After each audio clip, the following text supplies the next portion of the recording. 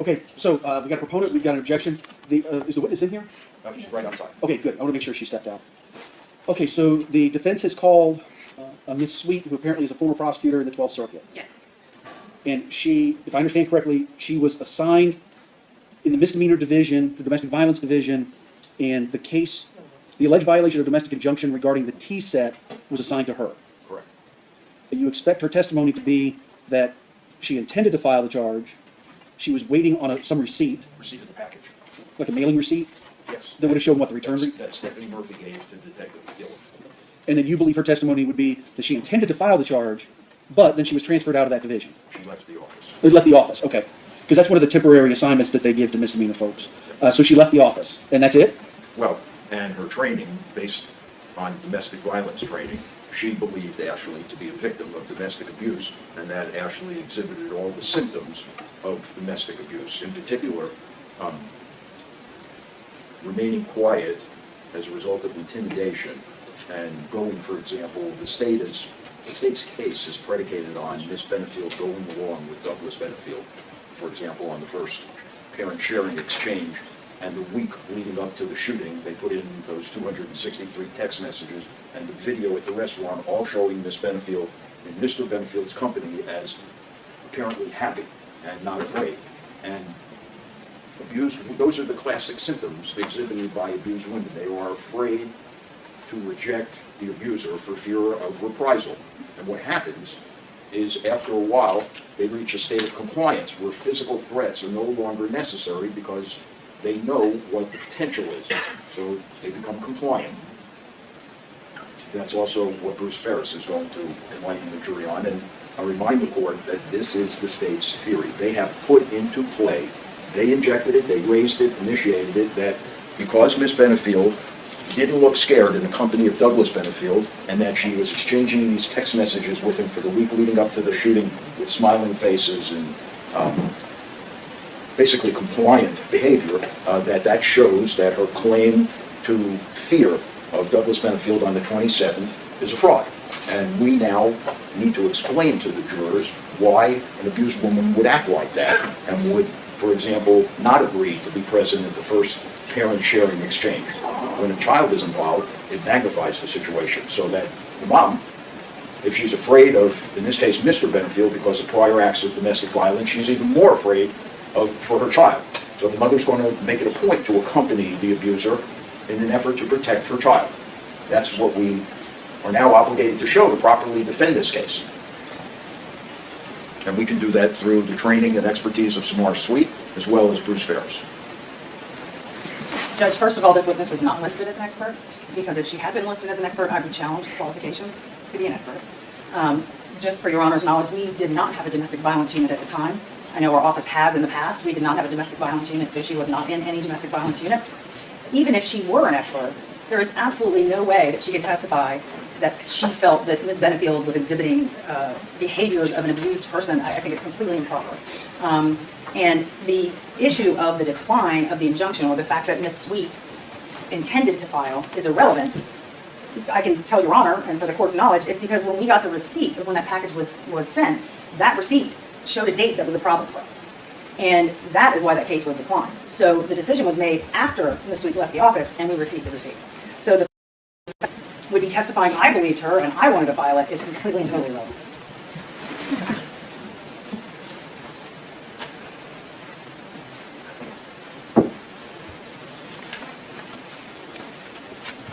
Yes, sir. Rebuttal? Yeah, so the court may recall that Deputy Weber had issued a caveat for the arrest of Douglas Benefield for the delivery of this package.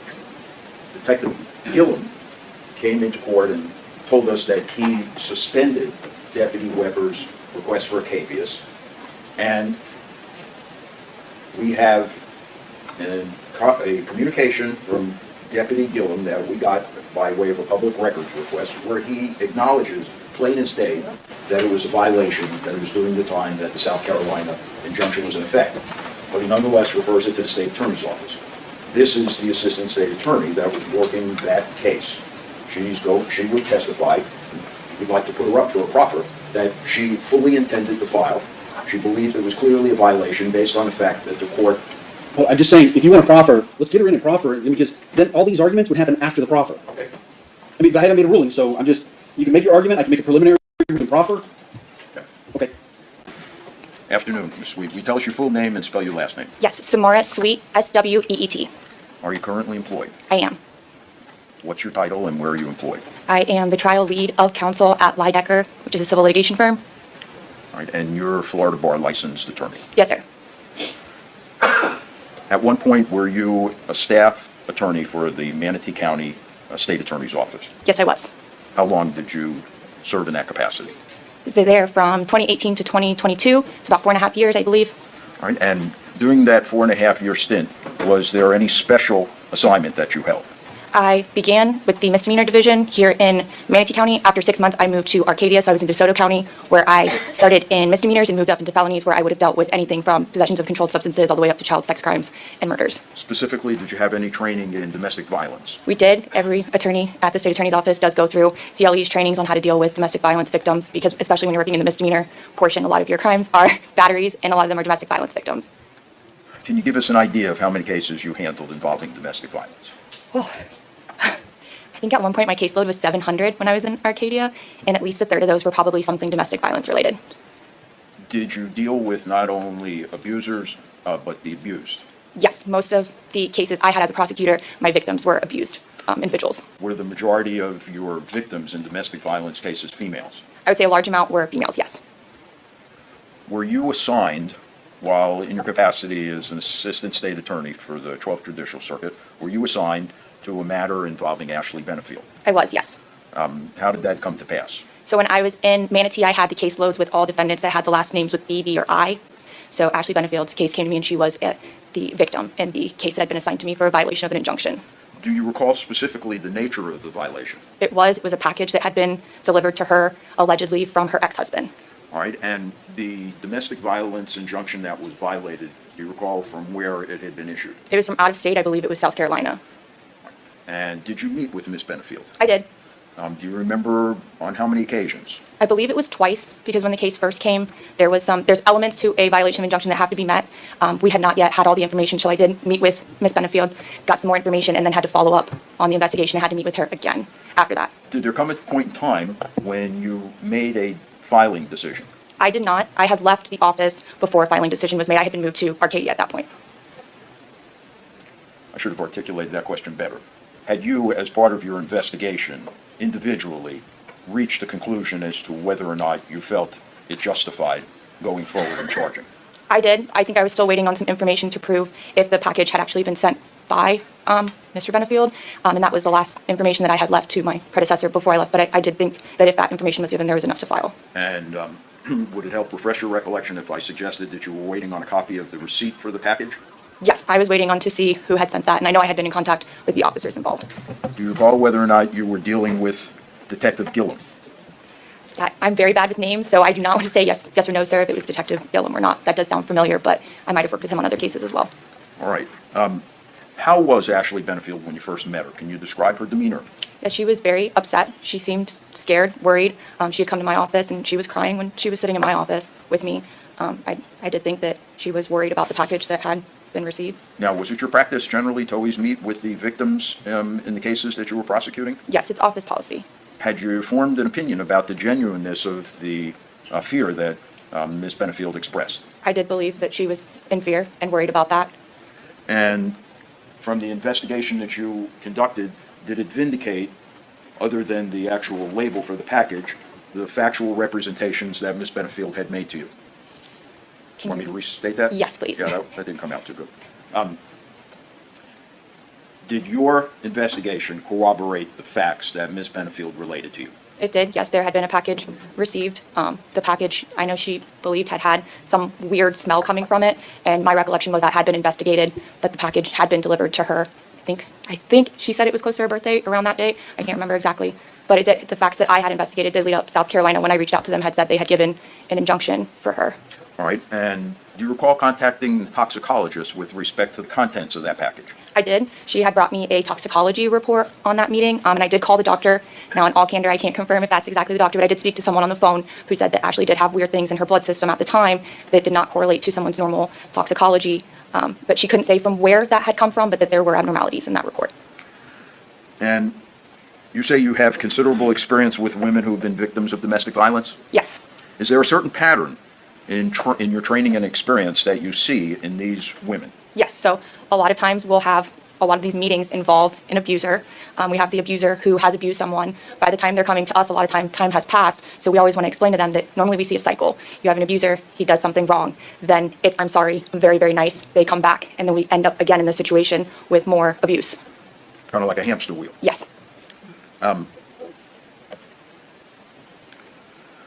Did you form an opinion as to whether or not, in your discussions with Miss Benefield, that she fit the profile of an abused woman?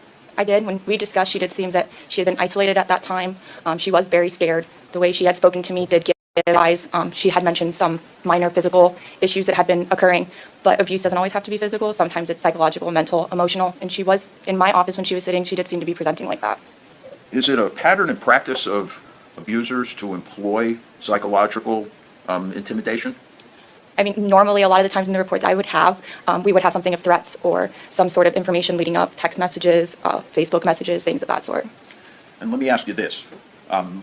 Are these abused women, despite their fear, often in the company of the abuser?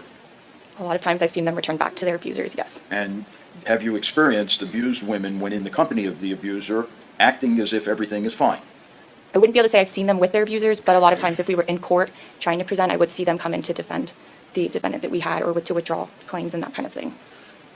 I guess the point of my questioning is, merely because the woman appears content, is that an indication that she's happy in the company of the abuser? No. Why is that? Just, I mean, I have more facts by the time I've seen the investigations, I've seen interviews, things of that sort in our caseload. They might be presenting, telling the judge something, but clearly we've seen, photos of abuse. They've sat and given us recollections of abuse, that kind of thing. You left the office before you were able to actually conclude and file a charging document. That's correct. And as you sit here today, do you know what the disposition was? I believe it was decided to not move forward, so it was dismissed. That's all, Your Honor. Close. When you were in the misdemeanor division in Manatee, I think you said 6 months. Yes. So what was the time frame then? I know I had started, I want to say April of 2018, so it would have been 6 months from there, because I think I got out to Arcadia around October, November-ish. Okay. And was the misdemeanor job in Manatee your first job out of law school? No. No. Okay. Did you work? Where did you work before that? Before I worked with Eric Reisinger, I actually did criminal defense. Okay. All right. So when you talked about the domestic violence training, were you referring to the domestic violence training at the state attorney's office? Yes. Okay. And was that the normal domestic violence that everyone is sent to the class? Yes. And how long is that class? I think it's 4 days. And is there any other domestic training? I know the office does some pretty good domestic training. They'll do PowerPoints, luncheons, things of that sort. I think there's some, I don't know if they still do it because now I'm aging myself, some field trips to like the TILA and some of those organizations that work with abused women. Okay. Thank you. I don't have any other questions. Thank You you. good? No, I think that's all. All right, ma'am, could you step back out to the hallway, please? Yes, sir.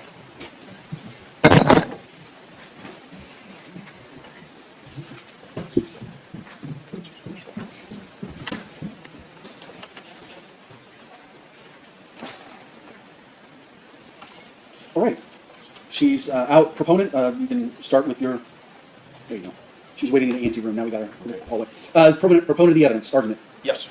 So, Your Honor may remember that Detective Gillen made the allegations 2.5 years later, despite the fact that there was no earlier report documenting what he alleged 2.5 years later in any of his 2 or 3 prior supplements, that Miss Benefield acted completely inappropriately, that he did not believe that the South Carolina domestic violence injunction was in effect, because even though the hearing was on November 3rd, the judge hadn't signed the order till the end of the month, and therefore he countermanded Deputy Weber's request for a capias. This witness impeaches the statement by Detective Gillen because she was the assistant assigned to the case at the time, and she had made a decision that in fact she was going to file, but for the fact that she left the office beforehand. She had conducted the investigation, completed it. All she was waiting on was the label of the package, which, interestingly enough, the court may recall, Detective Gillen recovered from Stephanie, but it apparently didn't make its way to Samara's suite until after she left the office. All right. And the objecting party? Judge, I would object. I don't think she can testify as to anything she just testified to. I think most of it is opinion, and she is not an expert. And even if she was an expert, she wasn't listed as an expert, so she cannot give opinions. And any opinion about whether someone, as a prosecutor, whether someone violated the law or not is inappropriate testimony for court. A lot goes into filing decisions. The prosecutor has discretion the same way police officers have discretion. To add any significance to that, I think would be completely improper. And so I would object to anything to do with her decision-making with the state attorney's office. And also, as I said, I think there was some information that was gained after she left that played into that decision. But additionally, I think she would not qualify as an expert of domestic violence, and I think even if she could, a lot of those things would be inadmissible anyway, that she would say. All right. Mr. Taylor, do you have any final thoughts you want to put on the record? Any final thoughts? Rebuttal? That's good. All right, thank you. So one of the very good things about this case as we've gone along is there's been some very, I think I said the other day, unique legal arguments that have been made. Certainly, I would like to think it's in honor of the Olympics starting tonight that you guys have put me through my mental gymnastics for the last couple of months. You know, another judge that's here in Manatee County, I hear him say this a lot, and I think it rings true. There are some very difficult decisions that we make as judges, emotionally difficult, legally difficult, factually difficult. This is not one of them. This is a very, very clear and easy decision. I'm going to put the part about Ms. Sweet offering any sorts of opinion as an expert kind of to the side because I resolved this matter well before I consider that she wasn't listed as an expert and the Richardson aspects of that. And what I want to focus on is the purpose of allowing these other incidents of violence or threats is, as we all know, it's one of the carve-outs. Obviously, case law provides an exception in stand your ground and self-defense cases for battered spouse syndrome. Normally, any peculiarities for a particular defendant, PTSD, low IQ, mental health, are the ones that come to mind quickly, are not relevant and not admissible in a self-defense case because it's a reasonable person standard. So battered spouse syndrome is the carve-out, and the idea by once the defendant has laid the predicate of the overt act, allowing either reputation, and if it's reputation in a relevant community, we've all agreed, well, should agree, the case law says that the defendant doesn't have to know about that. It's just reputation evidence. On the flip side, whenever you want to get into specific acts of violence, threats, intimidation, and I know our net that we've casted here is beyond just prior acts of violence. There's also been issues of threats and intimidation. It's come in, it's in. The case law talks specifically about why that evidence is allowed and why all of that is not hearsay, because it's not offered for the truth. It's offered to show the jury what did the defendant know at the time that the self-defense was used. And unlike the mental ailments I mentioned earlier or other peculiarities of the particular defendant, this is just to show why the defendant would have stayed, and even if there wasn't an imminent violence at the moment, why that person would feel terrified, and all the other battered spouse. I won't go into the whole thing. So the issue is not, did this assistant state attorney believe the defendant? Did this police officer take a report and submit a capias or not issue a capias and send it to the state as a non-arrest? Did this ASA file it or not file it? Did this ASA believe that the defendant was the victim of domestic violence or not? All of those things are completely irrelevant, not to mention prohibited from the witness commenting on ultimate facts or invading the province of the jury. The issue is not the truth or falsity of the violation of injunction or the shooting into the ceiling or any of those issues. That's not the issue. The issue is, was the defendant aware of these prior acts?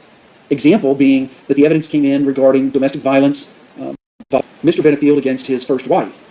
The way the defendant learned about that was some sort of text message by or between Mr. Benefield and the former Mrs. Benefield. Clearly hearsay. But why does it come in? Because she was aware of it, and it shows some violent tendencies, so she can testify about it, she can talk about it, the jury hears about it to help understand what she knew, and this is in the jury instructions as the attorneys know, what she knew at the moment that this incident was happening. So Ms. Sweet's testimony about whether she believed the defendant or not, whether she was going to file or not, the conversation, whether she thought that the defendant was genuine and legitimately a victim, the testimony that she had some report, and she called someone, and there were some sort of abnormalities, unspecified abnormalities in some lab test that characteristics of domestic violence victims and so forth, is just of no moment. So it's irrelevant. It's commenting on the testimony and the credibility and veracity of other witnesses. It's commenting on ultimate facts. If if you want to talk about the expert portion of it, as the defense said, this is all the same things that Ferris is going to testify to. So in essence, I haven't heard his testimony, but what I understood was everything, I believe it was something along the lines of what she's going to testify to is the same as what Mr. Ferris is, and I only say Mr. because I don't know his professional designation. So Mr. Ferris is going to testify to. Finally, on the issue of 403, Ms. Sweet's testimony, the probative value of that is substantially outweighed by the danger of confusion of the issues and misleading of the jury, because it does not matter whether that particular person believes it was a violation of injunction or not. The point is, the testimony is out.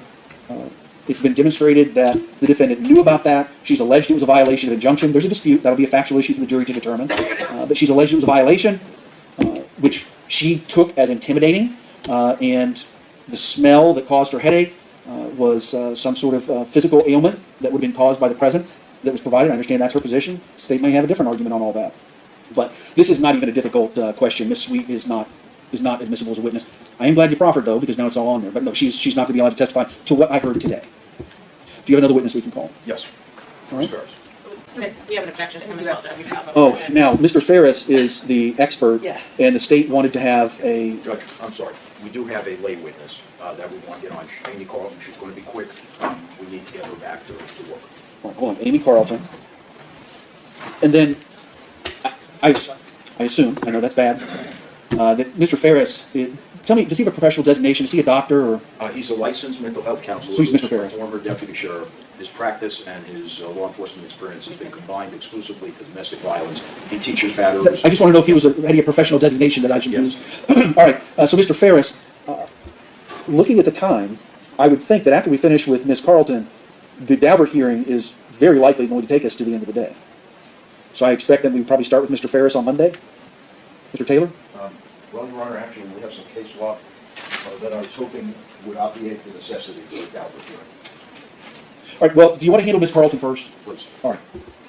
Mr. O'Donnell just needs to go to the ladies' room, so. Oh, all right. I mean, if you want to bring her back in, that's fine. If you Well, yeah, want- we can start working it back up. Yeah. I think that would be good. So let me give you guys 5 minutes. If you need to step out, Mr. Taylor, Ms. Benefield, if you need to step out and use the facilities, that would be fine as well. We're going to start working on getting the jury up. It usually takes about 5-10 minutes. Yeah. Thanks, Judge. Down left or right if you need it. And just speak in a loud, clear voice and we'll hear everything. Can I just move you just a little bit forward? Okay. That's perfect. Thank you. Yes, sir, Mr. Taylor. Good afternoon. Would you tell us Good your full afternoon. name and state your last name, please?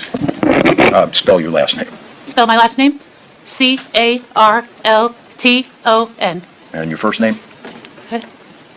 Just tell I'm us- sorry? What is your first name? Amy with a Y.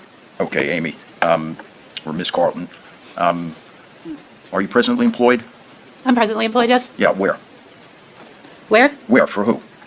I'm at one of the hotels in the area. Okay, and what capacity do you serve in at the hotel? I'm one of the managers. How long you been doing that? What was that? How long you been doing that? I've been with the ownership for 4 years now, going on 5. Are you married? Yes. What's your husband's name? Herbert. Miss Carlton, were you and your husband Herbert living in Bradenton, Manatee County on September 30th, 2020? Yes. September 27th, 2020. Yes, we were. Do you recall that afternoon if you were outside with your husband? Yes, we were. Do you recall the address you lived at back then? It was on Newport News Street or Drive. We've been renting, so to be honest with you, I don't recall the exact street, the number of the street, but it was Newport News. Do you recall, Miss Carlton, whether or not, what was the reason why you and your husband were out that afternoon? I have a mini golden doodle, and we were taking a walk. Did anything unusual occur while you were out with your husband and the dog? The reason I'm here, you know it, I mean, Would you share it with us? What what happened? we were taking a walk, and Newport News is a couple streets over from the incident area, and it was probably 3 houses down where we were, and at the time, my dog was probably just over 1, so I don't know, I'm a big dog lover, and she's my life outside of work with my husband. He and I both heard what I don't know, I didn't know what it to be, and he kind of grabbed my arm, and I kind of got startled because it did sound like gunshots. I don't know, you know, at the time we didn't know what it was, and but we heard one right after the other, and me, because of where I work, I'm trained like the attack or panic mode. I am thinking of myself, sorry to be selfish, and my dog and my husband, And he's looking ahead too. And I just remember being a little bit terrified myself and thinking of myself, my family. And so I remember looking up and telling him, well, let's go, let's turn around, let's go back behind the house, because at the time we weren't sure what it was. And also being trained, you don't know what is to come next. First of all, you don't know what it is. So as I'm telling my husband, I told him, call 911. As I'm telling him that, I'm sorry, I'm backing back behind the house because you don't know what's coming next. All right, let me ask you a couple of specific questions, if I can. Yes. You say you heard some gunshots. It sounded like gunshots. All right. Now, after you heard the gunshots, did you observe anybody exit a house? Quickly, as we were trying to make sure of our safety, we saw someone leave the house, a lady leave the house. It was, I mean, I don't know exactly, like timing-wise, because like I said, my mind was going through a lot of things. Let me just keep you on the questions, okay? I'll help you. I'll lead you through it. You hear the gunshots.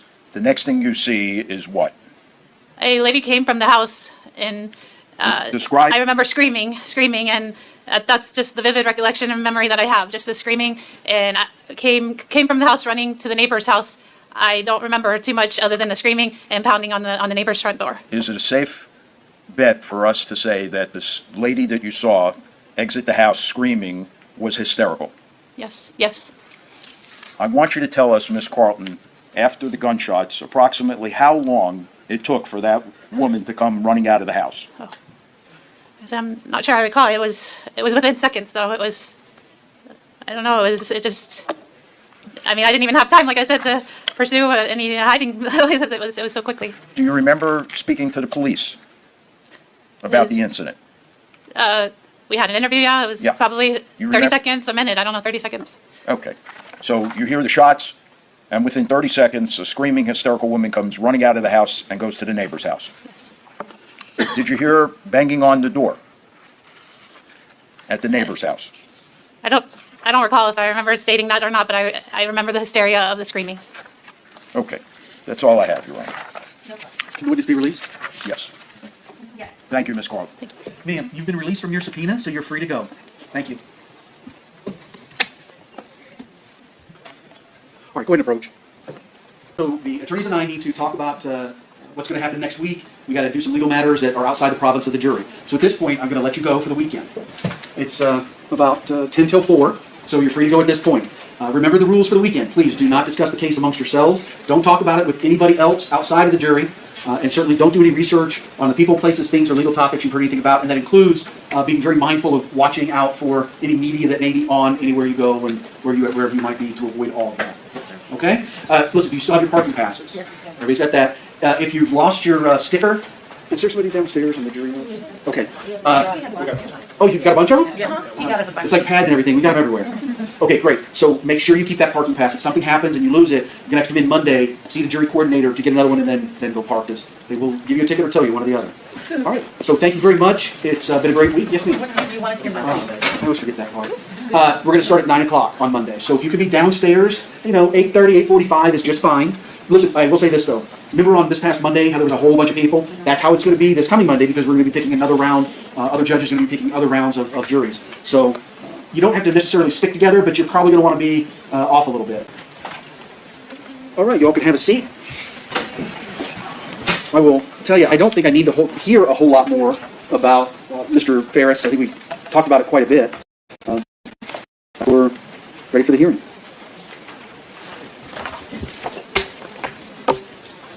I will say this, it is a hearing, so if you want to make an opening, don't feel like you can't. You're absolutely free to make an opening if you want, Mr. Taylor. Please don't let me dissuade you. If you want to make an opening, make an opening. Not necessarily. State? No, Thank you. I think we've talked about it.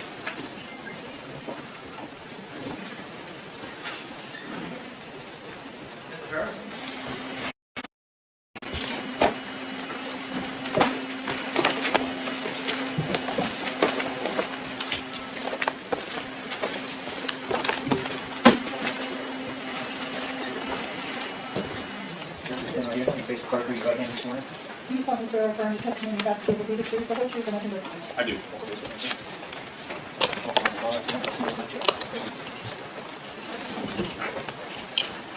Hello, sir. My name is Judge White. I'm presiding over the case. We're going to have a Daubert hearing. I'm sure you're familiar with that. Yes, sir. So just put yourself about 12 to 15 inches from that microphone. Make yourself comfortable in that chair. Okay. And we'll get started with the hearing. All right.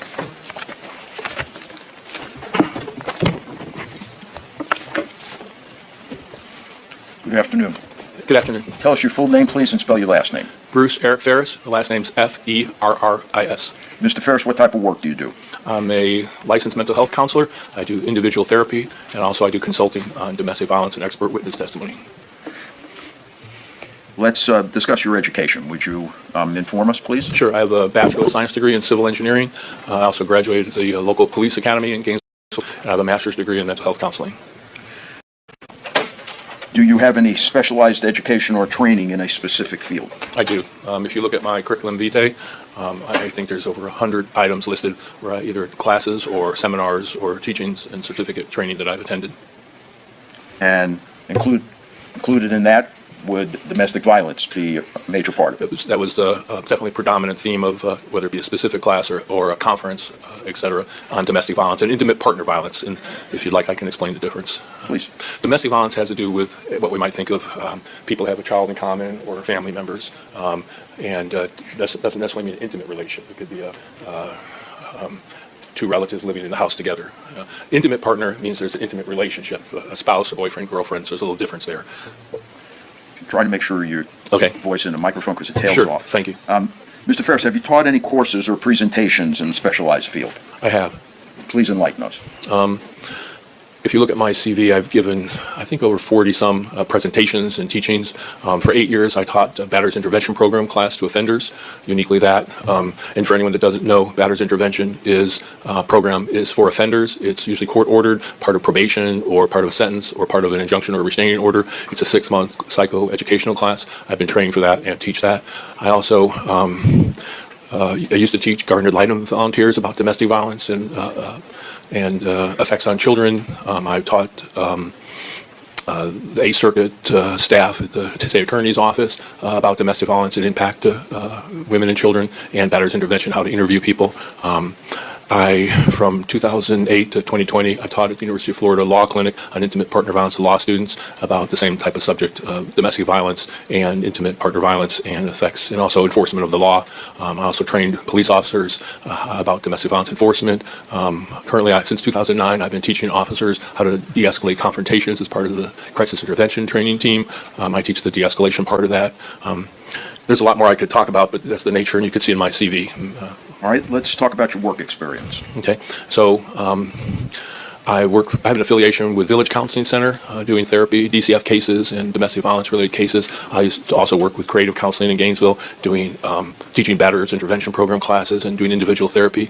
I also have my own practice now, and I do individual counseling. Recently, I just looked up, since 2014, I've treated almost 1,000 individual clients or patients as an individual therapist. Work experience we're still talking about. Yes, sir. Okay, of course, I mentioned the doing consulting for attorneys on domestic violence and being an expert witness. Are we you gonna want to know my current work or my past work? Well, let's stay in the past. How about any experience with the Gainesville, Florida Police Department? Yes. I went through the police academy in 1993. I was sworn in 1994. I retired from there in 2013. The last 10 years of my career there, I was the lead detective in the domestic violence unit, part of the investigations bureau, uniquely just looking at the domestic violence cases, enforcing the law, training officers, doing some public outreach, and being under his task forces. Can you give us an idea over the course of that time, approximately how many cases you would have handled? Yeah, I was a lead detective on close to at least 500 cases I looked up, were resulting in arrest or charges being filed. And what kind of professional credentials do you hold? I'm a licensed mental health counselor in the state of Florida.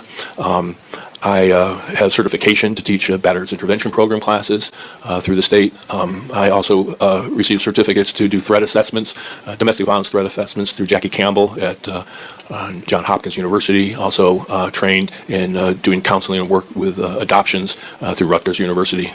Have you been the recipient of various awards and recognitions? Yes, I have.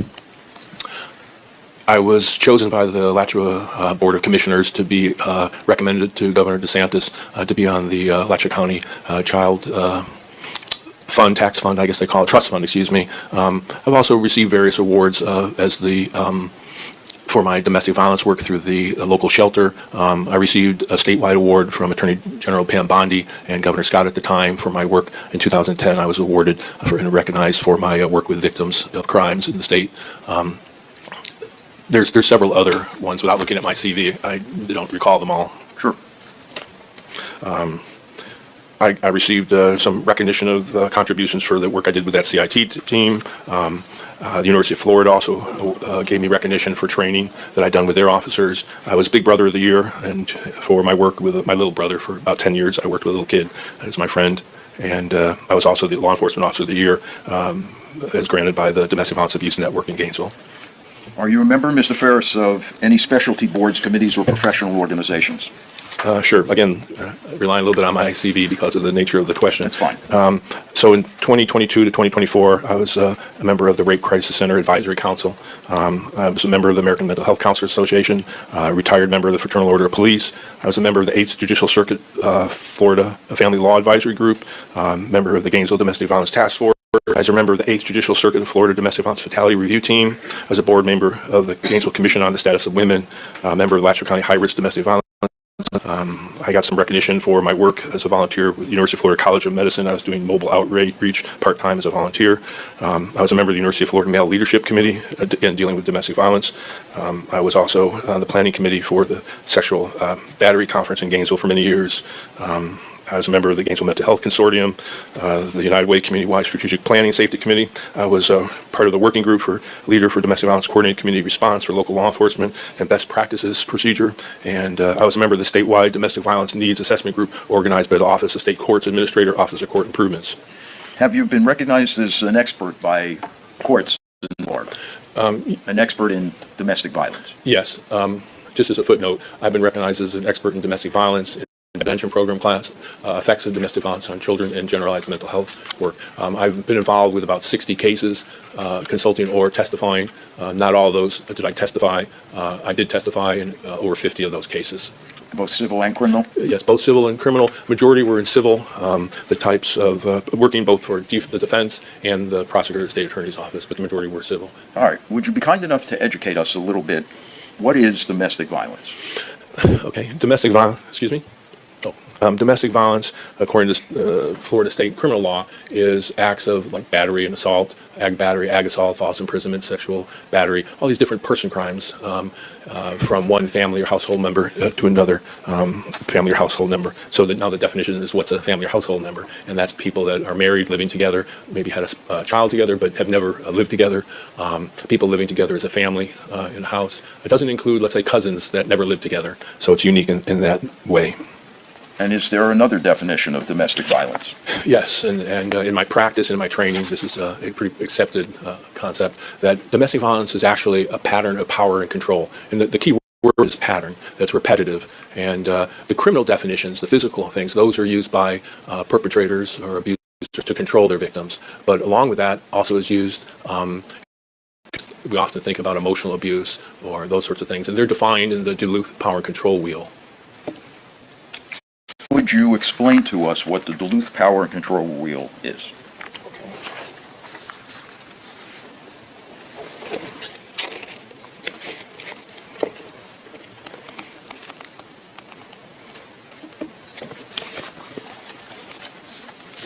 So the Duluth Power and Control Wheel was developed up in Duluth, Minnesota by a group of researchers who deal with domestic violence. And what they did is they looked specifically at domestic violence cases that have been criminal cases, that victims who came through shelters, DV shelters, and they were looking for what were the tendencies or the tactics used by abusers against their victims. And they developed this power and control wheel. It's used around the country. It's the Duluth Power and Control Wheel is the basis for the Batterers Intervention Program class I mentioned.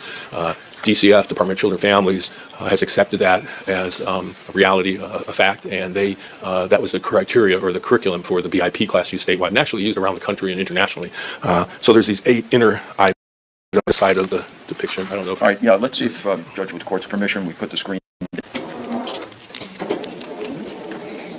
Yeah, probably a little bit. So you can see.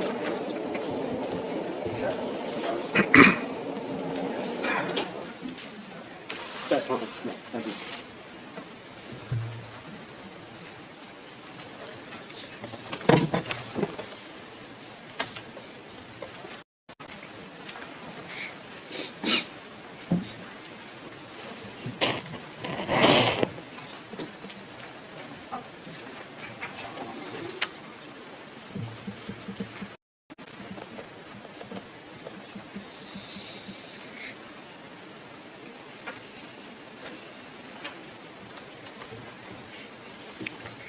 Judge, may I ask you a question?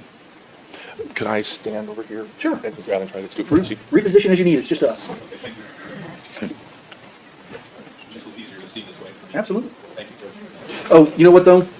The only thing is you can't be so far that the court reporter can't hear you, and she's listening to these microphones. Okay. So why don't you turn that, Okay. and then if you just position so you're facing there? Okay.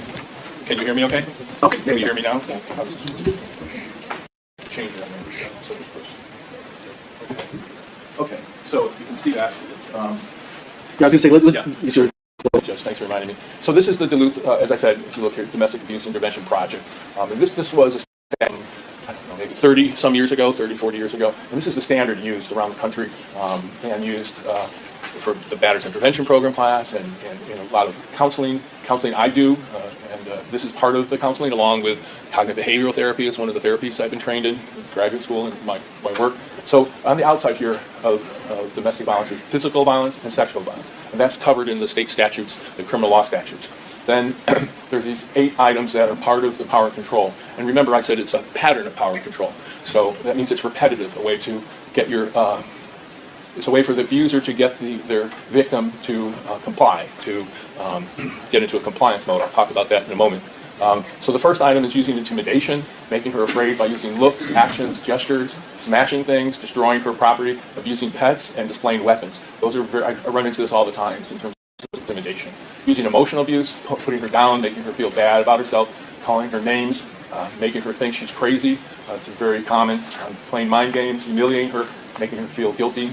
Using isolation, controlling what she does, where she goes, who she sees, oftentimes spying on their victims, checking their phones, tracking them, etc. Minimizing, denying, and blaming. I find this in almost all the cases I work. They make light of the abuse, say it didn't happen, they shift responsibility. It didn't happen, it wasn't that bad, it was your fault, so minimizing, denying, blaming. Using children, sometimes put their victim, the mom, in fear of what he'll do to the child or that he'll report her, etc., that she might lose the child. Male privilege, this has to do with the role that he makes the decisions in the family or in the relationship and gives her a specific role. Economic abuse, this would maybe be preventing her from having a job or money or she should have an allowance, etc. And then the last item is using coercion and threats, making or I'm just having problems reading the fuzz here a little bit, making and carrying out threats against her, threatening her to be using coercion and threats. So I'm going to sit here, that can stay up, and I'm going to make a few comments about it.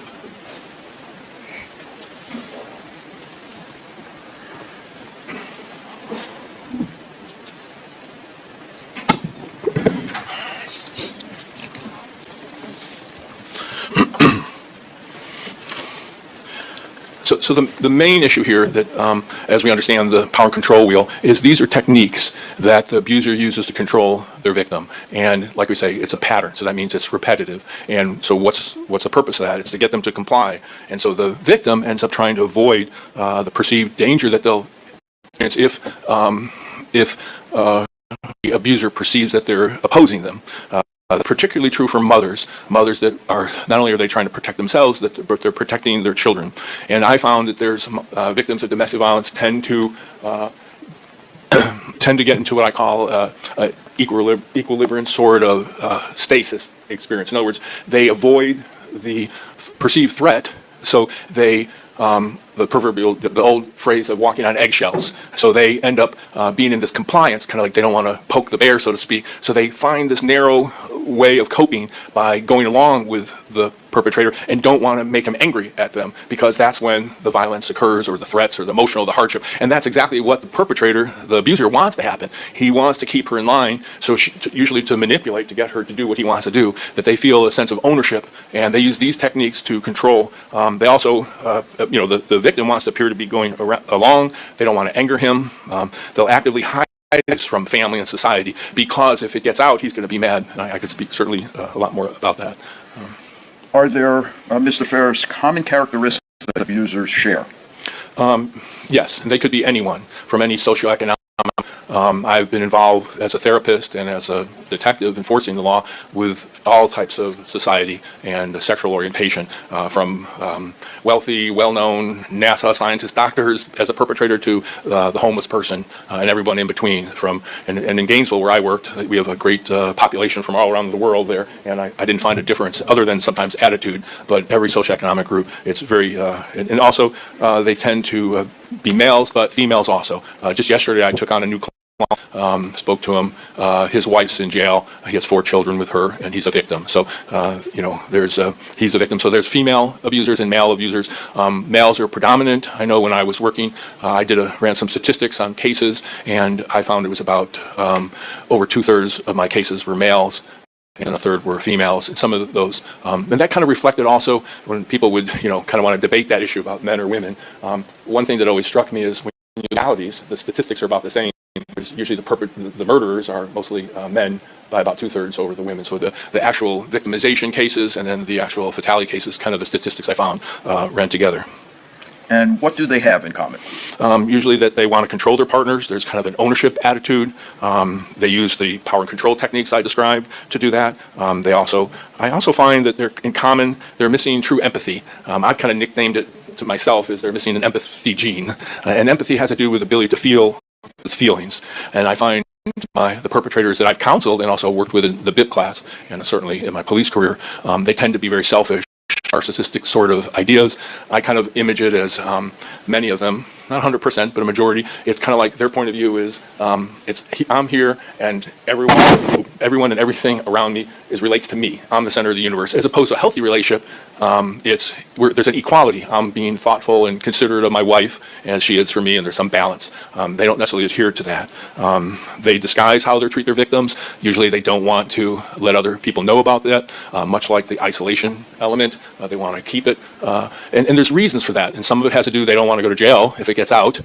And then they don't want, I found this a lot, that perpetrators don't want their victims to get the idea that they're not a good deal, that there's something they're doing that's wrong, so they isolate them from society as such. And they'll put on a real front. Numerous cases like this, how they just treat their victims. There can be, the victims, the perpetrators, can oftentimes be very appealing, and they're very good at convincing people of things. I found a certain finesse amongst those thousands of BIP clients I had, that there's some very good talkers. I'll just leave it like that. But emotional abuse is certainly what we think of. I've certainly worked a lot of cases where there was, broken bones and bruises, etc., and emotional abuse and isolation and coercion threats, etc. But many of the cases I see, there isn't acute violence. It's emotional abuse, it's these techniques. The question is, can the abuser convince the victim that and put them in fear so they adhere to what they say? If they can create the fear, like this one lady told me, she was in fear of him so much, they would be in a public place and they're separated and they're across the room, and if he saw her talking to a male, he looked at her and she knew right away, end the conversation, move on. There was a fear, and there was no violence in that relationship, but she was scared of him. Also, as we know, as Judge knows, and Mr. Taylor and the ASA knows, battery, in the state of Florida, there's assault and there's battery. Battery is the unwanted touching, that's the hitting, the punching, etc. But assault is also a crime. That's being in proximity to someone, showing a threat, I'm bowing up, I have my fists up, and the victim has a perception that the violence is going to occur. That's a crime. No marks, there's no scar, but there's fear. And so sometimes there's assaults that are taking place that aren't reported, and if on top of that, if they can create that to go along, that's a common technique that I see happening. It's all about keeping control of their victim, and one real common thing that I've seen is obsessive jealousy. And when I worked with batterers, I was surprised, and I came to learn very quickly that they oftentimes equate jealousy with love. And we all know jealousy can be very detrimental to the object of the jealousy, and also to the person having the jealousy, being obsessed and worried, etc. Love, we all know, is something else, completely different. Very kind, considerate, and very empathetic, very different, but they didn't understand that dynamic. Let me ask you, Mr. Ferris, do they exhibit, with respect to these characteristics in common, their behavior relative to animals, pets in particular? domestic pets. Yeah, I dogs, understand. cats. So cats, dogs, et cetera. So there's above average abuse of pets by domestic violence abusers. So I have two explanations for that. One is what I talked about, their missing empathy, that they don't feel for a dog or a cat like I might feel. I'm very empathetic. I am in love with Rosie, my poodle. So is my wife, so that means a lot to me. But to an abuser who doesn't have empathy, it's not a big deal for them. They see it as an object. That's one thing. The more important item, especially in terms of power and control, has to do with to get back to the controlling of their victim. If that victim is attached to that pet and I abuse that pet, now I'm putting you in fear for what I'm doing because I'm hurting your animal. So I'll attack that pet as a way to control you. You better not, oppose me again, or you better not leave, or you better not go out with your girlfriends when I say you shouldn't, or I'm going to hurt your pet. I'm going to kill your pet even. So it becomes part of the continuum of power and control. And the sad part is I've also found that many perpetrators have that same mentality they use against the females, children, in the sense that the women are highly protective of the children. And so he's using the child as a way to gain control over the female. And what about the abused, Mr. Ferris? Do they have common characteristics as well? Yes, the majority are female, though, like I say, I treat male victims of domestic violence also. I'm still kind of surprised at times when I meet a new victim for the first time. And remember, for 13 years, I've been getting clients from our local DV shelter as a consultant and a therapist working. So I get kind of a constant feed of them. And then I also have my other sources and attorneys, and just my people know who I am, so they come to me if they're victims. But I'm always amazed at how many don't truly know what domestic violence is. And even I've had I've had clients who don't think they're a victim of domestic violence. They'll know the problem, but they haven't been.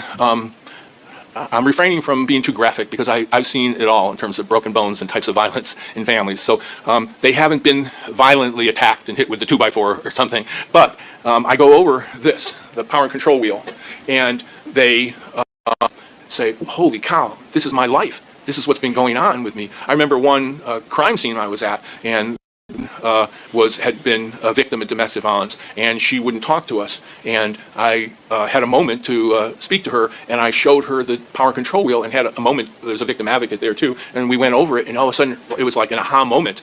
And she goes, darn. And I think it was a strangulation case, and she realized, and I've had some specialty training and some certification about being an expert in strangulation with the state, another subject, but she realized that she came within 4 minutes of dying for lack of oxygen to her brain. And once she realized the power and control wheel and how dangerous it was, she opened up and shared information, and that suspect who had left was eventually found.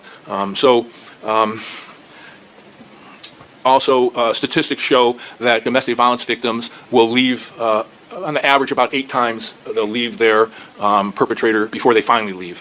It often happens. And there's also socioeconomic and ethnic groups that have unique attitudes to domestic violence. This protecting a child for the mother as a characteristic is very, very significant. I guess I'll take a short moment. There was a particular case that comes to mind. This mother was very abused by her husband, and he made her stay. I don't know, Jack, we just got into a narrative. I think we've established this happened. Sustained. To the narrative. Okay. Okay, so you want me to skip the story? Yeah. Sure. All right. Describe what coercive control in a relationship means. Coercive control are acts of assault, threats, humiliation, you're trying to create harm, punishment to frighten the victim, much in the manner that we're talking about a pattern of power and control. By creating fear, it's all working towards controlling the victim. Of course, like I say, the power and control wheel is the tactics, along with physical violence and sexual violence. And then we get into that appeasement or compliance that I've talked about. They want to avoid the pain of the conflict. And pain can be emotional pain. I've had women tell me, I'd rather get slapped upside the head, excuse me for the phrase, but then be told I'm ugly or fat, or my self-esteem totally crumbled. And so don't underestimate how important emotional control is in that sense. Do these offenders always behave violently, or does abusive behavior happen in cycles? No, as I've explained, it's not always violence. It's perceived violence in terms of the threats are enough to create fear in a victim that because of some assaults or, like in using intimidation, making her afraid by looks, actions, gestures, smashing things, destroying property, displaying weapons. These are all acts of intimidation that affects them and can create a great fear. And because of the narrative they project, the reality that they're living as the victim, and they get into this compliance mode, and it's can be very dangerous. There is, in terms of cycles in the industry, I'll call it, we recognize there can be kind of this rain, sunshine sort of a model, that there's acute abuse, and that's kind of symbolic of it raining. And then the sun comes out, and there's like a honeymoon phase with couples, and all the sun, everything's nice, there's no violence or no emotional abuse, and then all that rain with the hot sun, clouds form again, and then the clouds are too heavy to carry the rain, and then it rains again. So there's in some relationships, not all, but there's this cycle of violence or emotional abuse, and then a honeymoon. There's also a generational cycle that I'm aware of, that you grow up in a family where roles are very defined. The male is the head of the household, the wife doesn't, oppose him. So sometimes that cycle goes, I see it in my clients, from generation to generation, until it can get somehow, someone breaks free from that, and maybe that male realizes that's not the best role to have, and a female realizes, I don't deserve this, and they move on. So that's another cycle. Does the victim, Mr. Ferris, always appear to be afraid or act like they are afraid of the offender? Definitely not. This gets back to what I've already been talking about. They're hiding that fear from friends, families, and for good reason, in the sense of the consequences of laying it out. And they may not understand all what's going on with domestic violence, but sometimes I've had victims say that they deserved it, that they caused the violence, that they didn't keep the house clean enough. They've got almost a brainwashing going on about what's expected of them as a woman, and they found this, I'll call it a dissociation from the facts, a mental health term, kind of an avoidance that allows them to comply because of their fear. And so it becomes, no, they don't always appear to be afraid. So let me ask you this. How common is it for the victims to smile and act happy? I'm going to object. I think we've gone far afield from what needs to be established under daughter. As far as domestic violence, I'll stipulate he has this knowledge as to domestic violence at this point, but I think we've gotten far afield from what needs to be established. Judge, I might recall for the court that they played the video of them all in the I'm restaurant. not sustaining. This is your proffer, so Yeah. Thank you. you tell me what you want me to know about your expert, and I'll decide what he can say and not at Thank trial. you.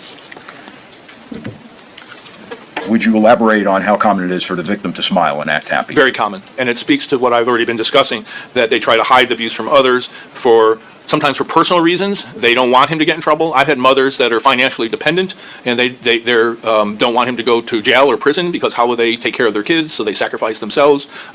They are afraid of what society is going to say, or they're afraid of the abuser. So especially the afraid of the abuser is a really big part, and that they stay in line. And again, it speaks to this idea of compliance, or equilibrium, as I call it, find the lowest resistance to survive. And so they get into survival mode, and that walking on eggshells. And as a therapist, when victims come to me, we've got to kind of untangle this stress and trauma and come to terms with that, because they've gotten kind of in this lifestyle of compliance, and all the hurting that comes with that, and how their self-esteem's been damaged. I could go on and on with that subject. All right, so tell us a bit, if you would, Mr. Ferris, the role that appeasement plays in domestic violence. It plays a huge role. We could say appeasement, we could call it compliance, we could call it walking on eggshells, we could call it don't poke the bear. Go along, get along. Go along, get along. It's all about avoiding pain. And that's the very technique, the fear, I'll use fear as equivalent to pain, that is a way to control, hence why this is called the power and control wheel. These are techniques, along with physical violence, that are used to control their victim and get them, and there's an ownership, I've already mentioned, a certain ownership, the jealousy, etc. And also I found some of my abusers become obsessed with their partner, that ownership quality at all costs, and they're just highly obsessed, and it can get serious. Actually, I've worked cases where there's been suicide, homicide, that if I can't have you, nobody can have it. And if a victim realizes that their perpetrator is capable of hurting them, they're going to go along, or they're going to, get on a jet and fly somewhere real far away. All right, tell us, if you would, what the impact of a child has on these dynamics. So the impact to the child, or having a child in the scenario? Having a child in the mix. A huge impact. I found who, certainly want to protect themselves and do this compliance, but when there's a child involved, and if they have a strong maternal instinct, they're going to sacrifice themselves to stay in a relationship. I've worked many cases, to my surprise, where there was no reporting of the violence or domestic abuse occurring, and so the woman, the mother, wouldn't seek a divorce because they knew, typically in our state, if there's no extreme reason, criminal history, drug history, violence, et cetera, it's going to be a 50-50 custody. So I've had women who have stayed in the relationship, taking the abuse, because she's so concerned that she wouldn't want her child to be alone with that perpetrator. She sees him as a brute or a bad role model, et cetera. And might that type of a scenario play out with the woman acting happy in an effort to go along and be in the company of the abuser to protect her child? Without a doubt, that's the whole scenario, and and there are women that are better at it, and more sophisticated at it than others. I'm just finished working a case where her family, as I interviewed, I won't make this long, but there was abuse. He's in prison. She was pregnant. She gave birth while he's in prison. She stayed with him. A couple years later, she was running his business while he's in prison. She finds out he's getting out early in 3 months. She commits suicide. She hangs herself because she was so afraid of him coming back. The grandparents, the maternal grandparents, have the child. I'm working on that custody issue and the criminal case. But the point I'm making is that when I interviewed the parents, the sister, the friends, all these people before the suicide occurred, they didn't know how bad the relationship was. She wouldn't show up to family gatherings, or she'd come and go, or they wouldn't see him. She was totally hiding all that extreme abuse that she was going through. The family didn't know about it till the end, before he was charged and went to jail. So she went to great lengths to hide because she was scared of him. And I believe her going along with him and running the business was all out of fear also. And then she couldn't face it and decided to leave us. A few questions, if I can, as it relates to domestic violence abusers. What have you found in your experience and education as it relates to their ability to charm and deceive others? Yes, I found this in a majority of the cases. They want to project an image, again, hide the abuse. Sometimes that's their strategy to deceive others because they don't want to be found out. Also, I might add that the recidivism rate, when I was running the BIP classes, I was always surprised. I'm getting the same guy back again, that there's a personality issue here that hasn't been solved per se with some men, and that there's a tendency to abuse over and over. Is there a unique pattern of denying, rationalizing, minimizing, or blaming the victim that's typical? It's not only typical, it's in a majority of the cases that I've ever worked. I see this almost in all the cases, I'll say. And if we look at the Duluth Power and Control wheel, there's actually, at 5 o'clock, minimizing, denying, and blaming. It didn't happen, it wasn't that bad, it was her fault, which, as I've explained in the past. So that's very typical. It's also a form of gaslighting. That's been in, I think, the news the last 10 years or something. So it's a form of control and gaslighting a victim. Does it include suggesting that the problem stems from the victim's mental health problems? Definitely. That's a very common theme. It's also gaslighting, and also it's in the power and control wheel using emotional abuse. About the third line down, making her think she's crazy. So it's a destabilizing technique. If you've got so much influence over me that you convince me that I'm crazy, then maybe it didn't happen. Maybe I'm wrong. So it's a self-esteem killer.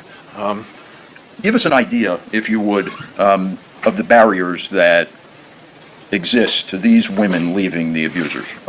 Fear of being harmed, certainly, if they report to victims. Barriers to leaving can be, as I mentioned, cultural upbringings or norms, roles. A lot of victims are financially dependent upon their perpetrators and don't know what else to do. They don't necessarily have any other resources. Sometimes when I do trainings, I confront my audience, especially when I've got law enforcement or victim advocates, about their expectations of victims leaving that, perpetrator. You expect her to walk out on the street with 4 kids and she doesn't have a credit card and no family. And I kind of go into this a little deeper. I'll avoid doing that now. The fear of losing her children. So sometimes victims have experience with DCF. They understand what can be consequences if it's reported to DCF. So they don't want to report because and I've been party to this in a lot of cases and termination of parental rights cases I've been involved with, that if she's staying with the abuser and a child, and I like I mentioned, I taught a class for DCF to men and fathers and mothers, and also trained on this a lot, that exposure to a child to trauma is trauma to that children. Separate from the traditional child abuse that we think of hitting the child or not changing the child's diaper, not having food, but actually subjecting the child to the yelling, the screaming, the abuse is trauma to that child. So if a female doesn't report, and she's found out, then that can be considered a failure to protect. Now all of a sudden, and she's still a bona fide victim. So now she's being held accountable. Her children might be removed. She's got to go see people like Bruce Ferris for counseling. She's got to do all these classes. So and many know this, so they don't want that to be out and about. Also, sometimes I've had women, they still love him. They see the good in him. They feel he didn't have a good childhood, or it doesn't happen often, or maybe I created the problem. So you mean these aren't split-second decisions? What specifically? Do they vacillate sometimes when children are involved? No. Should I leave? Should I stay? I like to think it was an evolution to leaving. But what's the motivation? If you're in that isolated situation of just, he's the one, he's your world, where's the education? Where's the involvement? That's what the role of a lot of our domestic violence shelters are in outreach, and is to involve and educate. And yes, here's services you can have, here's someplace you can safely go. But that denial that violence will happen again is not uncommon. That feeling that it was her fault. Religious reasons. I'm always kind of surprised that, and I mean no ill towards any religious group. I don't mean to say that, but I found sometimes ministers or churches, very concerned about marriages or not getting divorced, and they actually recommend or counsel people to stay together that are hurting each other. And so that's an issue. This idea that he will hurt her if she leaves. In this quote, I'd rather see you dead than with someone else, is not uncommon. And also the total power and control continuum and the use of that to control the partners. Is there a particular time in these kinds of abusive relationships when violence is most likely? Definitely. The most violent time is when she goes to leave and he knows about it, or he's there. In other words, when he forms the perception that the realization sets in that this is the end?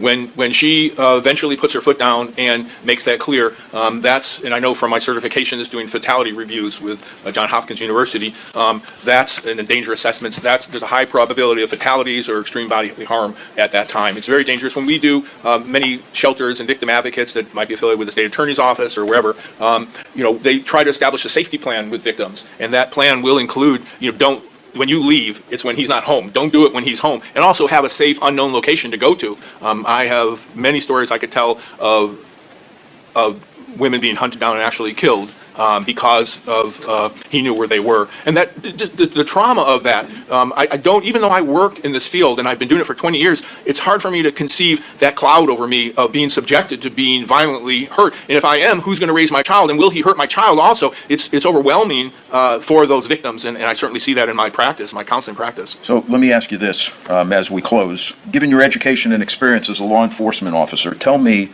is there a general bias against females by males? I think there is some different social ethnic groups, different cultures. I think I mentioned earlier, ownership of women. I've had, without mentioning the countries, I've been in, like I say, Gainesville is a little stewing pot of people from all over the world. I've run into men who actually thought it was okay to abuse their wife because they thought she belonged to him. And I said, sir, this is America. That's not how it works. So this ownership can be cultural. It can be dictated by social norms, what their parents did. Certainly the media and entertainment plays a big part towards women and male roles in our society. And where can this bias be found? Everywhere. Everywhere? In society. Including our institutions? Including institutions. And would those institutions include law enforcement? Law enforcement, and of course I worked in law enforcement, and I was always surprised at how I constantly had to, I actually became a little internal affairs detective for my officers who didn't understand domestic violence and had biases. And I was always surprised of the biases and found sometimes they were personal. An officer's going through a divorce, so all of a sudden he's at a crime scene and he treats the female badly because of his own world, not enforcing the law appropriately. But yes, it can be, and also not everyone reacts the same way as a victim to domestic violence, and especially with other people. Some people develop a very fat affect. In other words, they don't show emotion. And that's their coping skill. They actually shut down. They do this dissociative sort of thing. Other people become hysterical and exaggerated in describing. So every person is different. Just because you... I'm going to object to the narrative and not responsive to the question. Sustained. All right. Lastly, do uninformed professionals, in your experience, cops, judges, lawyers, counselors, often fail to recognize the signs of domestic violence? They do, and sometimes it's because they're not obvious and they're hidden, or they don't understand the dynamic of domestic violence, and they don't necessarily understand that that victim was in fear. And though it may not show, they may be smiling in a photo, or their family or someone doesn't know about it. That doesn't necessarily speak to what was going on. All right. Now, would you be able to relate these principles to the facts of a domestic violence case with any kind of reliability? 100%, Have you done that before? routinely. Is that what you in fact do as a professional? It's one of the major things I do. I might put as a footnote, I'm a therapist. So sometimes clients come to me and I'm helping them with their anxiety and their depression and generalized mental health issues. But many of my clients, because I focus on domestic violence, I'm helping them understand, or the perpetrators, I'm helping them change their attitudes, usually through what I call cognitive behavioral therapy, and I could go on and on. All right. Could you make that application and its reliability by studying the facts and documents relative to a particular case? Actually, this is one of my professions. All right. I'm hired by the state for cases doing domestic violence assessments, and sometimes I never get to interview some of the parties. Maybe they're not available, they're in prison, et cetera, in private practice, and also, like I say, through DCF, I've been hired. So I look at the characteristics, what fits, what was there a display of a weapon, was there all these different things, and Would you be able to do the same application with the same reliability through a series of hypothetical questions? certainly. All right. And if I can, I would admit that I can. Yep. Finally, let's talk about battered spouse syndrome for a moment. Are there any characteristics in traditional battered spouse syndrome that might distinguish it from an otherwise domestic violence abusive situation? Good question. So basically, the abuse is the same. I think what makes battered spouse syndrome or battered wife syndrome, different terms through the years, different is oftentimes the victim still lives with the abuser, and there can be a history of extreme violence or violence occurring and traumatizing the victim. But the techniques of power and control and compliance and fear and how they hide it and all those things are completely the same. Thank you very much. I have no further questions.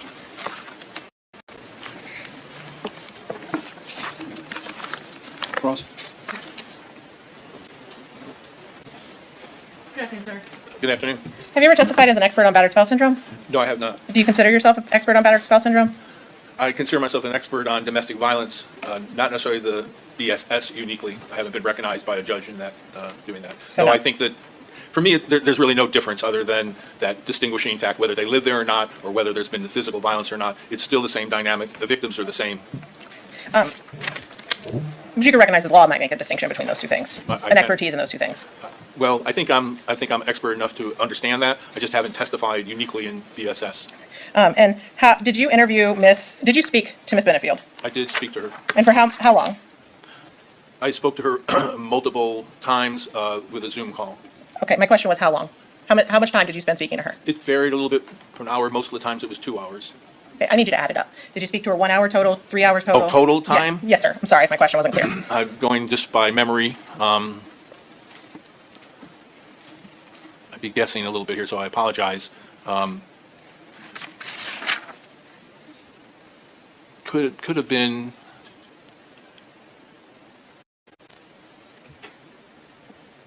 I'm just trying to. Could have been 15 to 20 hours easily. So you spent 15 to 20 hours speaking to Miss Benefield? I did. Okay, and did you review paperwork in this case? A lot. That's how I came to my conclusions uniquely from the paperwork.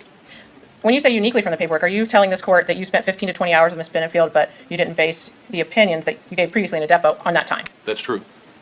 I did not get to do an assessment of her. I was not hired to do an assessment. I did not produce an assessment. Well, what were you doing for 15 to 20 hours? Some of it was being a counselor, and some of it was I have a reputation to keep, and I wanted to understand some. Was this really a victim? So kind of got into a routine of understanding some timeline with her about what occurred and how did it fit the facts that I was reading about. Well, wouldn't that say, if what you just said is you needed to determine if she was a real victim, then it must have come into your decision-making about this case, with that assessment you made. Is that correct? Could you restate the question, Well, please? you just testified that you spent 15 to 20 hours with Miss Benefield, and part of that was to make an assessment on whether or not she was a real victim. And No, so, not to make an assessment, as I compared the facts that I knew from what I was reading, I wanted some validity, and then some of my time was being empathetic and listening to her. And- But my conclusions I've come to that I talk about in the deposition were 100% from the discovery. Those were the items, and I could list them for you if you'd like. did they include the stand your ground motion filed by Mr. Taylor and the defendant? At the time, that was one of the items. Certainly, if I subtract that from what the things he quotes in the Stand Your Ground were other discovery items. Doug admitting to shooting the gun into the ceiling, him telling that to his priest, and phone calls and texts. So I didn't need the Stand Your Ground paperwork document to find all those bits of information that I found through looking at discovery. Well, so the portions of the stand your ground about what happened that night were not in discovery. That Mr. Benefield took a bladed stance and did this. No, I didn't, those items were not part of my conclusion. I can tell you I have 13 items I use uniquely in discovery that came to my conclusion on. And it didn't include, and I never spoke to Ms. Benefield about what you just said about bladed stance. I never talked to her about that. Well, you said you spoke to her to determine if she was a real, or I guess to determine her veracity. Is that what you're trying to say? That's one word, but I never spoke to her about the event of the shooting. Never.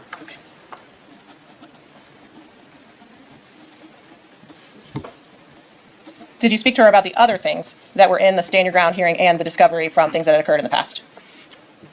I think some of the things did, yes, as I think about, as she's going, basically she did some timeline understanding, when they met up until before the event, and some of those items were in there. And did you develop an opinion as to whether or not Ms. Benefield was a battered spouse? Like, as far as battered spouse syndrome, if you would say that she suffered from battered spouse syndrome? Yeah, I did not determine that. I determined that she was a victim of domestic violence, and that Doug was the perpetrator of that. Based on All the discovery and how it fits in with the continuum of power and control, and her compliance, her fear, etc. I don't have anything else, Judge. Thanks. Thank you, sir. Tell us what you reviewed. I reviewed a deposition that Doug gave, and I had a written version. He makes admissions. He talks about the gunshot. He talks about punching the dog, throwing the gun, punching holes in the wall.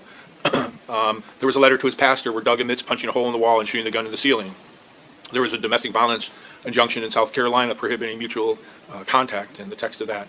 The really important piece of evidence for me was Ashley wrote a letter on September 18th, 2017, when she separated, outlining domestic violence that Doug did to her. I have a copy of that if you want me to go through the items, but she outlines, without necessarily being a domestic violence counselor at all, it all fits very discreetly into what power and control and what abused women experience at the hands of their abusers. And also for me, if I might say, that was a frozen moment in time. That wasn't something that she said after I met her or something like that. This was from, 2017. And were you struck by the terms of basically art that she unwittingly included in that letter as it relates to domestic violence and the power and continuum? It was, it's a letter that I can use in training other people to counsel domestic violence victims, or if I was to work with a group of batterers, et cetera. It's classic. Okay, what else did you? Deposition of a neighbor who caught Doug at night in the yard. A text of Doug admitting to putting a tracker on Ashley's car. I mean, these items that show ownership, that, stalking sort of items. A text from his ex-wife documenting him physically abusing her on her honeymoon. So this gets into his character, and I don't object is not responsive. The question was, what did you review, not his opinion about them. That's fine, go ahead, overruled. Thank you, Judge. Go ahead. So here I have all this experience dealing with perpetrators, being a perpetrator to multiple victims. Sometimes when I was a detective, I would, besides my therapy work, and I see that as I interview victims, but quite often my routine, I work day shift. So I come into the department, I go to a detective briefing, I look at cases where the suspect got away. My job was to review probable cause, go make the arrest, or get the warrant. That's what I did. So the first thing I do is I run that perpetrator's name, and I find out there's an injunction, and I'm looking at the charging document that an officer left, and there's no violation of injunction in there. But then I open it up in the court system, and I found it's a different victim. So I found there's multiple victims. And also, to be fair, I'd open up her, the female, the victim's information, and I would find that there's an injunction, but it was with a different guy. So there's some serial victims and some serial offenders. So basically, the fact that he is very strong, and I know we talked about it in my deposition with the assistant state attorney, this text message from his ex-wife documenting how he abused her on a honeymoon it was appalling to me, but it was not an unknown probability, and also it spoke to who am I looking at here. So that was one item. If I could continue. Of course, there was an injunction in Manatee County and some narrative. Dr. Russell, a forensic psychosocial mental health evaluation, I read, I think it was April 30th, 2020. She describes the abuse and domestic violence that Doug did against Ashley quite eloquently. It's quite clear the things she discovered in she did interview and come to that conclusion. So I found that kind of enlightening. There were telephone calls and documentation between Doug and Ashley. I've got a date of August 16th, 2019, where he was, controlling, intimidating, amidst of being outside her house, following her. He was gaslighting her. He pulled a gun on his ex. There was a threat that he was going to kill himself with a gun, and there was more. There's more in that without pulling out the document. There was a very significant WhatsApp phone messages between Ashley and Doug, and in that, there are statements about being armed. He talks about warfare, rage, exterminating them, murderous mood, anger to take them out. A warrior side would be, the testosterone rage. He talks about killing bad people. So let's say we could say, was this all true? Or was this techniques that to put her in fear of him? Both could be true, actually. I found that very, Dr. Broder, I read his testimony and that he gave, and it was clearly domestic violence was present. There was definitely power and control tactics reviewed by him. The mic blow up, the gun incident was, and I have a quote here, was certainly a frightening experience for Ashley. Yelling, screaming, punching holes in walls, and Mr. Taylor's cross was in that transcript I read. And as you spoke to Dr. Broder, angry temper, very controlling, highly manipulative, very intense. The holes punched in the wall, fired a gun in the ceiling, that, there was an appeasement. That word was even used by Ashley, apparently by Dr. Broder, as a strategy with Doug to protect her child, keep him at bay. This is the very issues I've been talking about. There was text about him kicking the dog and throwing the cat between Ashley and Doug. So all these elements right here, I got my conclusion from. I didn't need anything else.